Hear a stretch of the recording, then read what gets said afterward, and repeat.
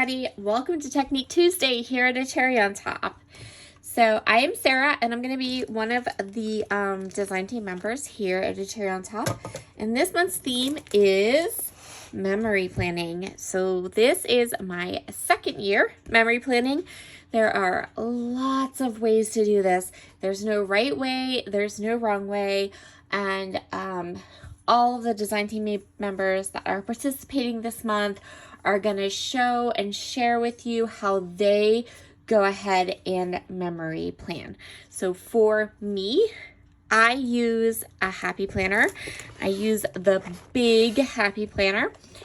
I usually wait for Cherry on Top to put them on sale, and then I buy an 18-month dated planner.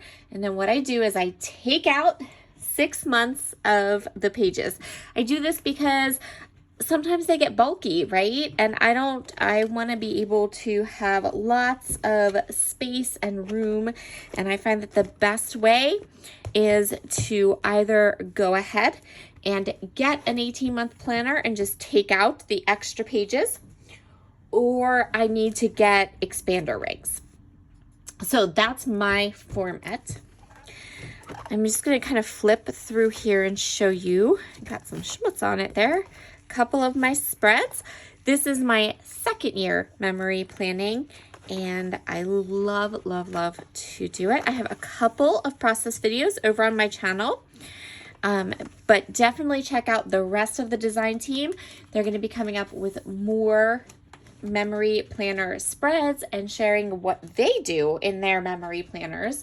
And we have some amazing girls. I know design team members Natalie and Jenny McGarvey both do amazing memory planners.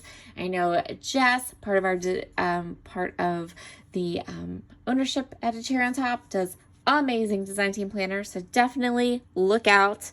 I'm going to flip ahead to March. So what I've decided to share with you today is I'm going to go ahead and pick a week in March. So I put my photos in ahead, but then I don't always get to the part where I actually have to do the memory planning. So I'll talk about that as I go through. I'm going to go ahead and do this page, which is March 21st through the 27th.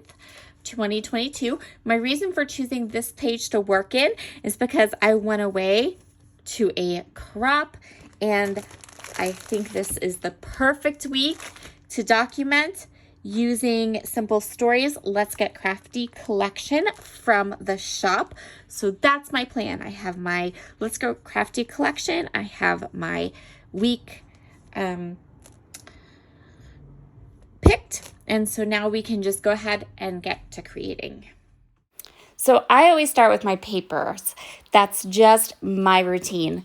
I am going to be punching some squares. I do have the larger punch from the Happy Planner, so I can punch these rectangles to just the right size. I have some of the cut apart pieces from the collection that I want to cut apart and use. I'm going to use some as like a journaling block. I'm going to use some as some decor. I'm just going to go through and kind of pick and choose which things I want to add to my spread for this week.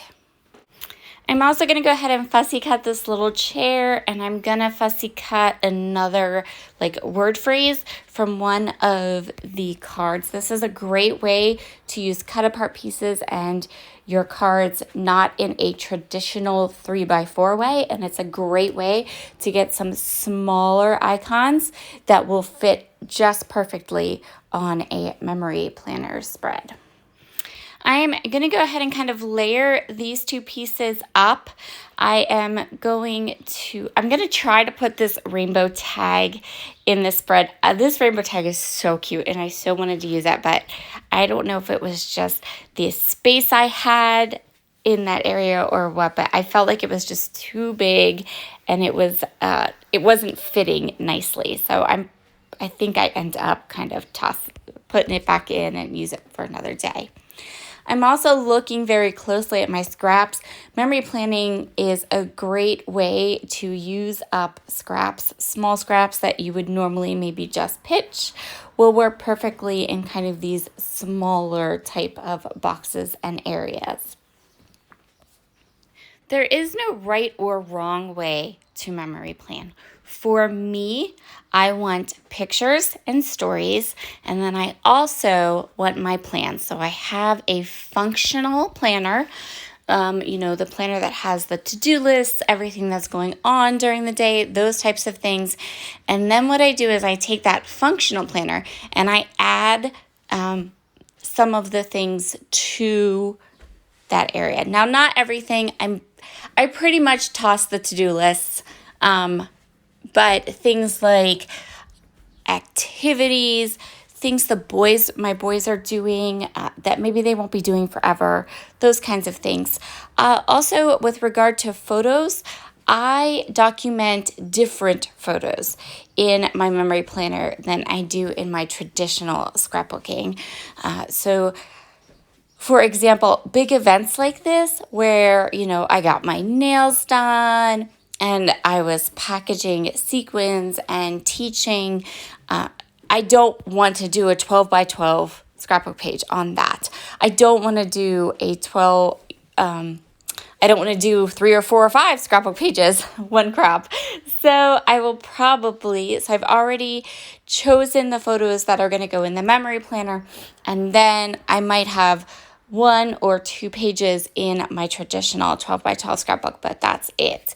I don't mind scrapbooking photos twice, and sometimes I do.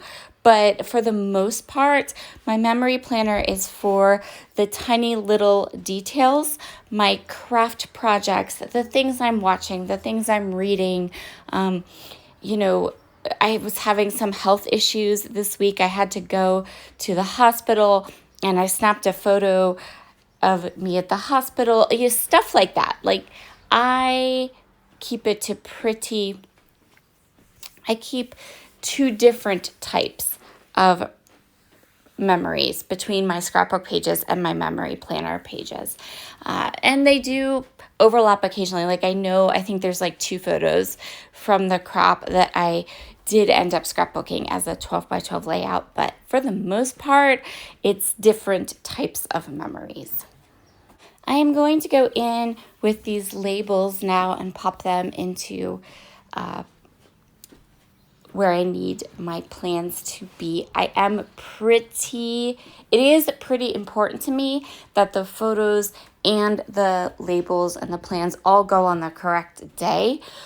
Again, I'm not super picky about it, but if I can do it at all, if I can, keep it to the day that things happened or the time of day that things happened, then I do. Another thing that is different is I generally tend to not journal so much on my traditional scrapbook pages.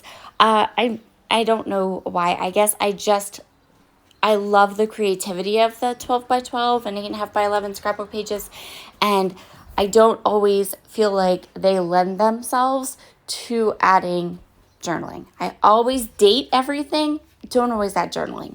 But this project and my smaller traveler's notebook projects, that's where the journaling happens. So I absolutely will write in my memory planner about the week, about some stuff that's going on. Maybe something went on that didn't have photos.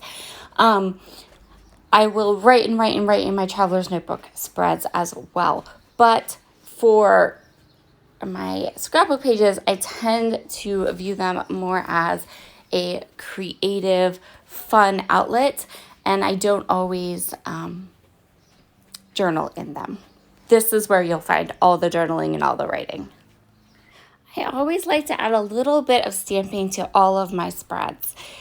They can take the form of different things. For this one, I just did a little bit. I just grabbed a stamp set from my stash and some adorable Pucker Up ink from Catherine Pooler. Pucker Up is a perfect ink match to some of the bright, bold pink colors that are in this collection. And I just grabbed a TV stamp set from my stash and I'm going to add just a little bit of stamping here and there around my spread. And now the fun part. So I had purchased the Simple Stories sticker book from the Crafty Life collection. Love the stickers. The stickers in the sticker books are perfect for memory planning. They're perfect for any kind of planning. They're nice small stickers. They're on really gorgeous matte thin paper. I'm not going to call it cardstock because it's not thick. It's nice and thin. And it's really sticky. They stick really well. On the left side of my page, I'm sticking to the florals because I wasn't at my scrapbook retreat yet. I was still home. So I'm sticking with kind of florally colors, things like that. And then the right side of the spread, which is when I was at the crop, I'm going to go ahead and make that one with all the little crafty things. I flipped through the sticker book a lot because I'm not real familiar with it yet. So I want to make sure that I know what my options are as I add the stickers for embellishing. Another little bit of a tip, when I go to embellish, I am looking for large areas of white space. I like my spreads to look full. My life is full. And I feel like I want these pages in my memory planner to reflect how full my life is. How, not necessarily, I don't want to say busy. I want to say full because busy implies that you're not taking time to enjoy it. And my boys are older and we're kind of enjoying just being a family of 4. So I'm going to add a little bit of a title right there using the stickers from the sticker book. And that's where we're going to finish this spread off. Thank you so much for joining me today on the Cherry on Top's YouTube channel.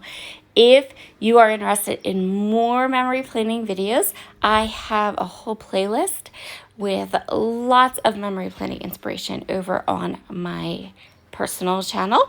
So you are more than welcome to head over there to check out more of my process. And maybe you'd like to start on this project yourself. There are no rules in scrapbooking. If you want to start in June, you can start in June. It's okay. Have a wonderful, wonderful day, and I'll talk to you all again very soon. Bye.